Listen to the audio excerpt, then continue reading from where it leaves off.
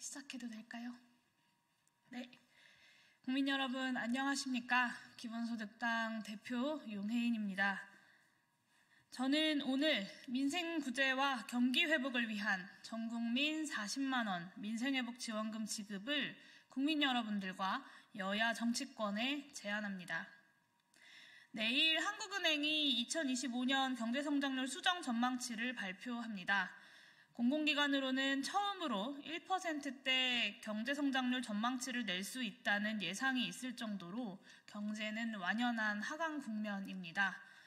정부가 그동안 경기 부양 요구를 거부했던 근거는 주로 수출 증가세에 따른 경제의 회복세 전환이었습니다. 그러나 정부 제시 근거가 더 이상 통하지 않을 정도로 경제는 빠르게 침체 중입니다. 수출은 1년 단위 통계만 놓고 보면 전년보다 증가했지만 2022년 수준으로 회복하는 정도입니다. 더 중요한 것은 7월 전년 대비 14% 증가율이 10월에는 4%대로 떨어져서 증가세가 크게 둔화하는 양상입니다. 미국 트럼프 2.0 시대의 한국 수출은 불확실성이 더욱더 커지면서 기회보다는 위기 요인이 더 크게 작용할 것이라는 전망이 대세입니다. 바클레이즈, JP모건 등 다수의 글로벌 투자은행들이 내년도 한국의 경제성장률 전망치를 1%대로 잡고 있는 실정입니다. 그런 가운데 한국은행이 경제성장률 수정 전망치를 발표합니다. 기존 2.1% 전망치에서 내려갈 것은 분명하고 국내 기관 어디도 입에 꺼내고 싶어하지 않는 1%대 성장률 전망치도 가능하다라는 예상이 나오고 있습니다. 우리는 국내외의 특별한 비상경제 상황이 아니면서도 1% 성장을 경험한 적이 없습니다. 내수는 침체가 이제 경제의 상수가 된 실정입니다만 최근 들어 하락이 더 가파릅니다. 올해 자영업자 폐업 신고는 역대 최대이자 최초로 100만 명이 넘을 것으로 예상됩니다. 신용카드 사용액, 한국전력의 산업용 전력 판매량, 건설기성, 소매 판매 등 내수 관련 거의 모든 지표들이 일제히 이런 신호를 보내고 있습니다. 지금 부양 구멍줄을 내려주지 않으면 가속해 추락하겠다. 그동안 재정 건전성 타령만 하던 윤석열 대통령이 얼마 전 재정의 적극적인 역할을 처음으로 언급하고 나선 경제적 배경이 바로 이제는 도저히 부인하거나 감출 수 없을 정도로 확연해진 내수 경기 추락 상황 때문입니다. 우리 경제는 내수 부양책을 요구합니다. 낙수효과 이론에 입각한 부자 감세는 경기 부양 효과가 없다는 것이 윤석열 정부 임기 중반에 입증되었습니다. 우리가 경험했고 또 의지만 있다면 당장 실행 가능한 유일한 경기 부양책이 바로 저희 기본소득당을 포함한 야권이 줄곧 주장해왔었던 민생회복지원금입니다. 민생회복지원금 실행 방안에 관해서 이제 말씀드리겠습니다.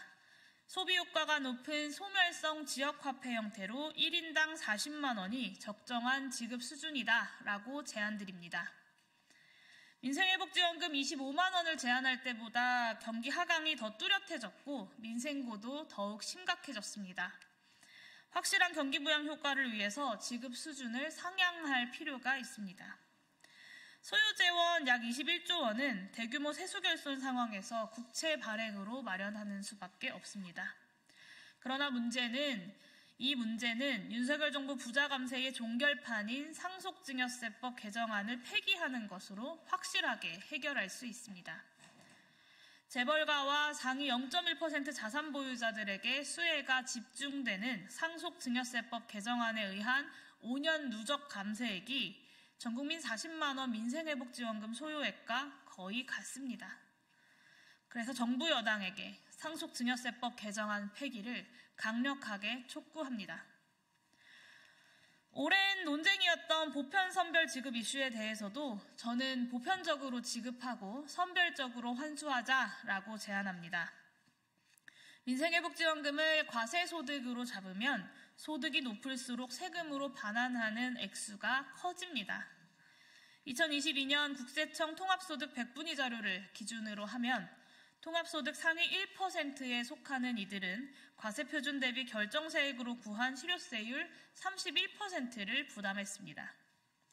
상위 1%에 속하는 4인 가구가 합계 160만 원을 지급받을 경우에 50만 원가량은 세금으로 반환한다라는 의미입니다. 반면 하위 10% 소득자들은 지급액의 2% 수준에서 조세 반환하게 될 것입니다.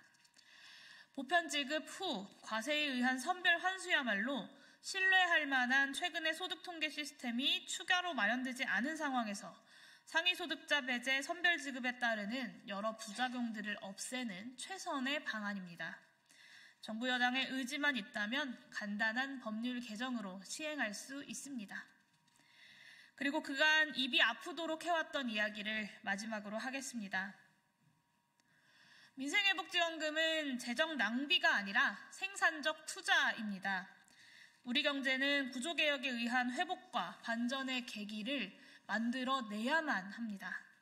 우리 경제가 장기 침체의 늪에 빠진다면 이 계기를 만들 기초체력 자체를 소진해버리게 됩니다. 민생회복지원금은 우리 경제의 기초체력 유지 관리를 위한 투자입니다.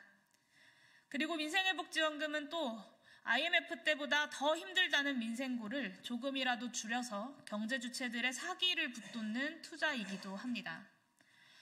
민생회복지원금은 특정 직업군 그리고 특정 계층만을 타깃으로 우대하거나 소외시키지 않기 때문에 심화하는 양극화에 대해 공동체적 통합 효과를 발휘할 수 있는 사회적 투자이기도 합니다. 민생에는 여야가 없어야 합니다. 모든 경제지표가 일제히 민생회복지원금 경기부양책을 펴라 라는 신호를 보내고 있습니다. 죄송합니다. 모든 경제지표가 일제히 민생회복지원금 경기부양책을 펴라 라는 신호를 보내고 있습니다. 내년 추경까지 기다리지 말고 2025년 예산안 국회 심사에 반영해서 내년 초에 바로 지급될 수 있도록 해야 합니다. 민생회복의 골든타임 더는 놓쳐서는 안 됩니다. 기본소득당은 민생회복지원금에 대한 여야 정치권 그리고 대통령의 결단을 촉구하는 바입니다. 이것으로 기자회견 모두 마치도록 하겠습니다. 감사합니다.